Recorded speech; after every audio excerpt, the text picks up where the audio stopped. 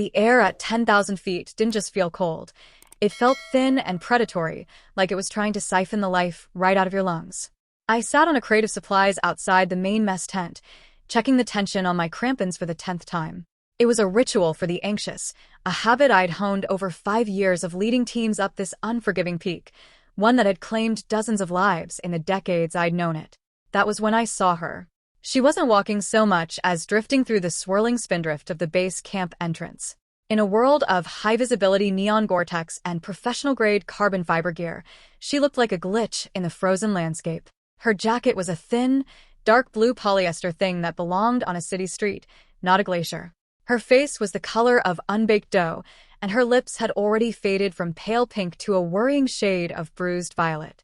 She stood there, clutching the straps of a backpack that looked light enough to float away in the gale.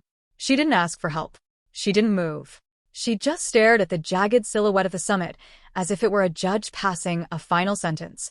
My first impulse was sharp, professional irritation. People like her were the reason I spent my nights coordinating body recoveries instead of sleeping. She was a liability wrapped in cheap, unfit fabric. But when she turned her gaze toward me, the irritation curdled into something else entirely. Her eyes weren't full of the usual tourist excitement or the ego of a weekend warrior. They were hollow. They looked like they had already seen the end of the world, and were just waiting for the rest of her body to catch up. I stood up, the metal of my gear clinking in the wind, and walked toward her. The interior of my tent smelled of kerosene, dried sage, and the sharp, medicinal tang of ginger tea.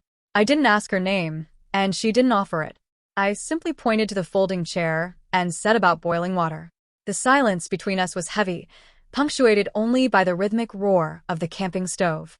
I took her pack without asking and flipped it open. My jaw tightened. There were no crampons, no emergency beacon, no extra insulating layers. Just a single bottle of frozen solid water and a crumpled map that was 20 years out of date. I felt a surge of heat that had nothing to do with the stove. It was the anger of someone who respects the mountain, towards someone who treats it like a careless playground. "You're going to die," I said, my voice flat, echoing the unforgiving clinical reality of the altitude. "You won't make it past the first ice fall. The mountain doesn't care about your reasons for being here. It just consumes." She didn't flinch. She took the mug of tea I offered, her fingers shaking so violently that the ceramic clattered against her teeth. She didn't look at me. She stared into the rising steam. "I know," she whispered. That was the moment I realized she wasn't ignorant. She was intentional. This wasn't a mistake. It was a deliberate surrender. I looked at her, really looked at her, and saw the way she held herself, shoulders hunched as if bracing for a blow that never stopped coming. My anger shifted, cooling into a grim, unshakable protective resolve. I reached into my own gear locker and pulled out my spare thermal parka, tossing it into her lap. By 3 in the morning, the camp was a graveyard of shadows and biting wind. I had barely slept, my mind looping endlessly over the image of her frozen alone in the snow. When I unzipped my tent, she was already there, standing in the dark, wearing the oversized parka I'd given her. She looked like a child playing dress-up in a soldier's uniform. "I'm going up," she said. It wasn't a request. "I know," I replied. I adjusted my headlamp, the beam cutting a harsh white path through the falling flakes. "And I'm going with you. You're on my rope today. If you fall, I pull you up. If you stop, I push you. If you quit, we both go down. Do you understand?" She stared at the rope coiled in my hand, as if it were a venomous snake. She knew what a rope meant in the high alpine. It meant your life was no longer your own. It was a shared investment, a promise that neither of us would leave the other behind. She hesitated, her eyes searching mine for a motive, for a hidden price. Finding none, she stepped forward and let me clip the carabiner to her harness. The click of the metal locking into place was the loudest sound in the world. It was a contract signed in the dark. I didn't take her because I liked her. I took her because the thought of her blood staining the snow was a weight I refused to carry for the rest of my life. We began the ascent in silence, 2 heartbeats synchronized by a 12mm cord. The climb was a brutal lesson in suffering. For 4 hours, the only sounds were the crunch of crampons on blue ice and the ragged, rhythmic synchronization of our gasping breaths. I led the way, kicking solid steps into the steep incline, carving a ladder for her to follow. Every time I felt a sharp jerk on the rope, I paused, anchoring myself deep into the ice. waiting for her to find her footing. I watched her through the periphery of my goggles. She was struggling horribly. Her movements were stiff, her lungs screaming for oxygen that the thin air simply couldn't provide. But she didn't ask to stop. There was a terrifying tenacity in her, a stubborn refusal to let the mountain break her before she reached the top. At one point, on a narrow traverse where the wind howled with enough force to rip us clean off the rock face, she slipped. I felt the rope burn through my glove as it went taut, the sudden weight nearly yanking me from my anchored stance. I slammed my ice axe into the frozen crust with every ounce of strength I had, bracing my weight against the mountain. I didn't look back to see her dangling over the abyss. I just held on. I held until I felt her weight shift, until the tension eased, and she pulled herself back onto the ledge, shaking but unbroken. When we finally stopped for a brief rest, I leaned against a granite outcrop and watched her. She was bent over her knees, gasping for air. I reached out and cleared the thick frost from her eyelashes with a gloved thumb. It was a small, clinical gesture, but she flinched, then slowly leaned into the touch for a fraction of a second. The mountain was stripping away her armor, layer by agonizing layer. We reached the summit as the sun began to bleed across the horizon, turning the sea of clouds below us into a sweeping canvas of bruised purple and molten gold. It should have been a moment of triumph. Usually, my clients cheered, or wept, or fumbled for their cameras to capture the view. She did none of those things. She stood at the highest point, the wind whipping her hair into a frenzy, and stared out toward a specific, jagged ridge to the north. Her face didn't hold the light of the sunrise. It held the shadow of a memory. The victory of the climb seemed to evaporate entirely, leaving behind only the cold reality of why she was here. She wasn't looking for a view. She was looking for a ghost. I stood a few feet away, keeping the rope slack, but ready at a moment's notice. I didn't ask what she was looking for. I didn't need to. The grief was so thick it felt like a third person standing between us on the peak. I simply stepped up beside her, our shoulders brushing against each other, and stayed there. I offered her the silent proof that she was not alone on this height, even if she wanted to be. We stayed until the cold became a physical threat, a silent agreement passing between us that it was time to return to the world of the living. The descent was always more dangerous than the climb. Gravity, which you fight with every step on the way up, becomes a deceptive, ruthless enemy on the way down. We were navigating a technical section of loose scree and hidden ice pockets when the world shifted beneath our feet. A subterranean groan echoed through the rock, a sound I knew in my marrow, the sound of impending disaster. Rockfall. Jump left. I screamed, the words tearing at my frostbitten throat. I saw her move, a blur of blue polyester, throwing herself toward the stable shelf of the inner ridge. But the ground beneath me disintegrated. A slab of granite the size of a dinner table slid forward, taking me with it. I didn't fall far, maybe 10 feet, but my right leg caught in a narrowing crack of the glacier, pinned instantly by the shifting weight of the stone. The pain wasn't immediate. It was a dull, heavy shock that turned the world white at the edges. I lay back against the ice, my breath coming in short, sharp bursts. I tried to pull my leg free, but it was locked solid. I was anchored to the mountain in the worst possible way. Above me, the sky was already beginning to gray, the next storm rolling in with the same predatory speed as the wind. Go, I managed to say, my voice sounding like it was coming from a mile away. She was standing at the edge of the ledge, looking down at me. Her eyes were wide, pupils blown open with panic. She looked terrified, but not for herself. The rescue team, they can be here in 6 hours if you move fast, I told her, the cold already starting to seep deep into my bones. If you stay, you'll freeze before they even get the helicopter in the air. Leave the rope. Just go. I watched her hands. They were shaking. I saw the calculation in her eyes, the same calculation her sister's partner must have made all those years ago. I saw the moment she realized she could survive if she turned and ran. I expected her to run. I wanted her to run so I wouldn't have to watch her die because of my mistake. Instead, she sat down on the edge of the ice and began to unbuckle her pack. She didn't say a word. She just looked at me with a ferocity that silenced every one of my protests. She wasn't leaving. The ghost she'd chased up the mountain had finally found something to fight for, and it was the woman who had kicked the steps for her all the way to the top. The next 5 hours were a blur of agony and the rhythmic clack-clack-clack of steel against stone. She had taken my spare ice axe and was methodically chipping away at the granite slab that held my leg prisoner. It was an impossible task. The rock was unyielding, her strength already depleted by the climb. But she didn't stop. Every time I felt my eyelids grow heavy, every time the siren song of hypothermic sleep began to pull me under, she would shout. She didn't shout my name, she shouted stories. She told me about the sister she had lost on this very slope years before. She told me about the man who had come back alone, claiming he'd had no choice but to leave her. She told me how she had spent 3 years hating the mountain and everyone who climbed it, believing that in the end, we were all just cowards looking for a way to feel important. "You didn't leave me," she hissed, her voice raw from the wind, her knuckles bleeding through her gloves where they scraped against the stone. "So, I'm not leaving you. You're going to stay awake. Do you hear me? You're going to stay awake and tell me how to move this damn rock." She used her own body heat to keep my torso warm, draping herself over me between bouts of digging to shield me from the wind. I could feel the frantic beating of her heart against my chest.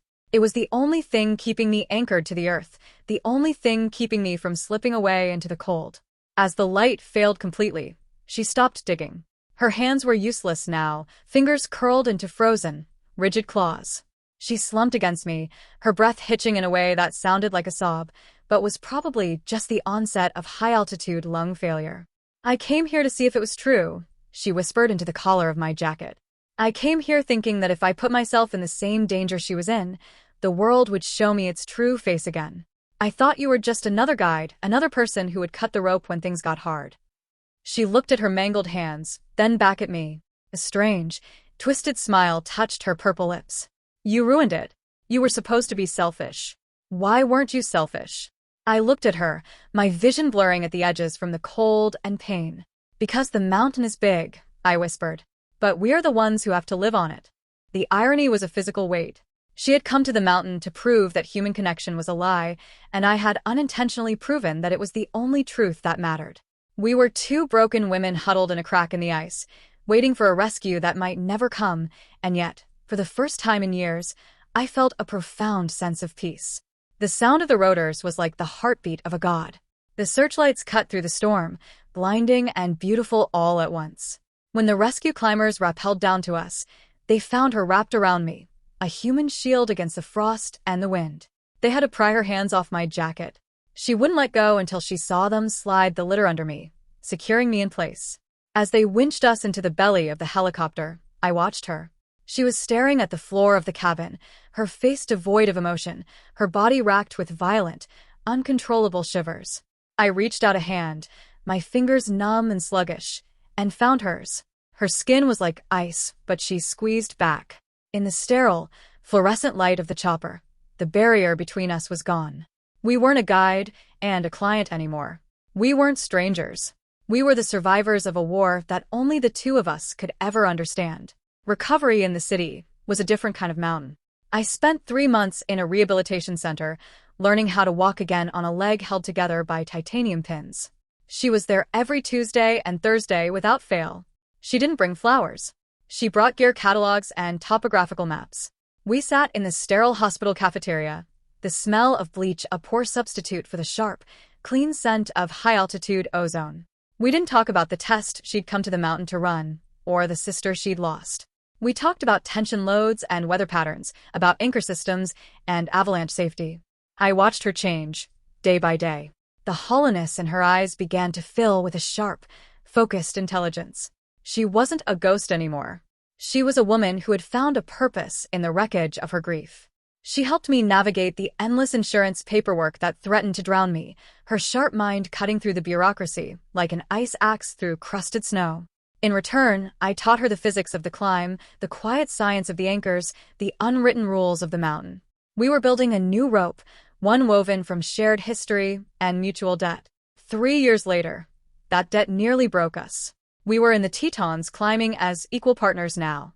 We encountered a solo hiker, another tourist, in over his head, trapped on a crumbling ledge as a lightning storm rolled in fast. The rational choice, the professional choice, was to hunker down and wait out the storm. The rock was slick, the air electrified, and one wrong move would send all of us plummeting. But she didn't wait. She saw her sister in that man. She saw the partner who had walked away all those years ago. Before I could anchor her to the ridge, she unclipped from the rope and scrambled toward him, risking a fall that would have killed them both. When we finally got all three of us back to the trailhead, the adrenaline curdled into a toxic, burning rage. I slammed my pack into the dust, the sound echoing through the quiet woods. "You weren't saving him," I screamed. "You were trying to die again. You have a martyr complex that's going to get us both buried." She didn't scream back. She just looked at me, her face a mask of cold, unyielding stone. "I won't let someone be left behind. Not while I'm standing there." "Then you're a liability," I spat. "I can't belay a ghost." I turned and walked away, the silence between us stretching into a chasm that felt deeper than any crevasse we'd ever crossed. For 6 months, I climbed alone. It was miserable. I found myself checking the rope tension at every anchor, half expecting to see her dark hair fluttering in the wind behind me. I missed the way she knew what I was thinking before I said a word. I missed the silent support of a woman who had seen the worst of me and stayed anyway. I realized my anger hadn't been about her recklessness. It was about my own fear.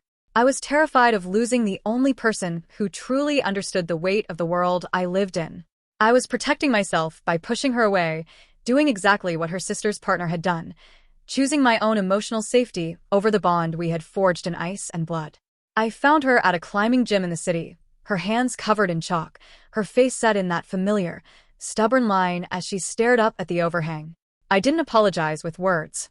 I just walked up to her, took the loose end of her rope, and began to tie a figure-8 follow-through knot, the same knot we'd tied 100 times on the mountain. She watched me, her chest heaving from the climb. "I'm not going to change," she said, her voice tight. "I know," I replied, double-checking the knot to make sure it was solid. "But I'm not going to let go either." We didn't go back to the mountains as hobbyists. We went back as a force. We started a volunteer rescue foundation, specifically focused on training women to lead in the high alpine, to be the kind of climbers who don't walk away when someone needs help. We spent our weekends in the harshest terrain, teaching the next generation that girls help girls wasn't just a slogan, it was a survival strategy. There was a rescue on Mount Hood during a brutal whiteout, zero visibility and wind that threatened to tear the rescue rig apart. We worked in perfect, synchronized silence, moving like two parts of the same machine. I held the anchor, my body braced against the storm. She made the descent, steady and unflinching. There was no hesitation, no doubt. The trust between us had been forged in the ice, broken in the dust, and rebuilt in the fire of shared purpose. As we pulled a shivering teenager into the safety of the ridge, I looked at her. She wasn't looking for ghosts anymore. She was looking at the girl we had just saved, her expression one of fierce, unwavering protection. We had taken the trauma the mountain had given us and turned it into a shield for others. Today, we stand on a ridge in the Andes, looking out over a horizon of peaks that have no names. The air is cold, the oxygen is thin, and my leg aches with the familiar thrum of the titanium pins buried in the bone. I look at her. She is checking my harness, her movements precise and practiced, the same way she has 100 times before. We don't need to talk about the past. It's written in the scars on her hands and the way I favor my right side. Our friendship isn't a delicate thing of tea and quiet conversation. It's a granite bond, weathered by storms and strengthened by the weight we carry for each other. "Ready?" she asks, the wind catching her voice and carrying it across the peaks. I clip my carabiner to the rope that connects us, the same rope that has tied our lives together for years. "Ready." We turn toward the next peak, two women who found themselves in the dark and decided to build a ladder of light for each other and for anyone who comes after. The mountain is still big, and it is still dangerous, but we are no longer afraid of the height. We have each other's belay, and in the high alpine of life, that is the only thing that has ever mattered.